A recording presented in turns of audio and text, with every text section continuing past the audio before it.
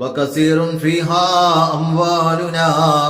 ആ വീട്ടിലായിരുന്നപ്പോ നമുക്ക് നല്ല സമ്പത്തുണ്ടായിരുന്നു, സമ്പൽ സമൃദ്ധി ഉണ്ടായിരുന്നു നബിയേ. അങ്ങനെ നമ്മൾ ആ വീട്ടിൽ സന്തോഷത്തോടെ, മാനസികമായും ശാരീരികമായും സന്തോഷത്തോടെ ആ വീട്ടിൽ താമസിക്കുകയായിരുന്നു.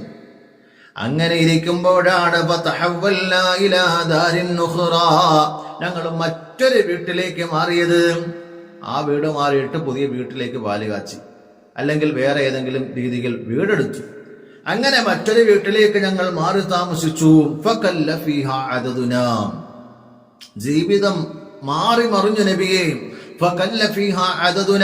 നമ്മുടെ കൂട്ടത്തിൽ നിന്ന് പല ആളുകളും മൃതിയടഞ്ഞു മരണപ്പെട്ടു പോയി യാ റസൂലല്ലാഹ്. നമ്മുടെ കൂട്ടത്തിൽപ്പെട്ട പല ആളുകളും മരിച്ചുപോയി ആ വീട്ടിലേക്ക് വന്നപ്പം. അതുപോലെ നമ്മൾ സമ്പത്ത് പരിപൂർണമായും കുറഞ്ഞു നബിയെ. സമ്പത്ത് തീരെ ഇല്ലാതെയായി.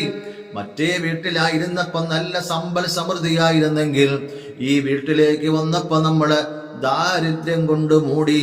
നമുക്ക് വല്ലാത്ത പ്രതിസന്ധിയായി, ദാരിദ്ര്യത്തിലായി പോയി.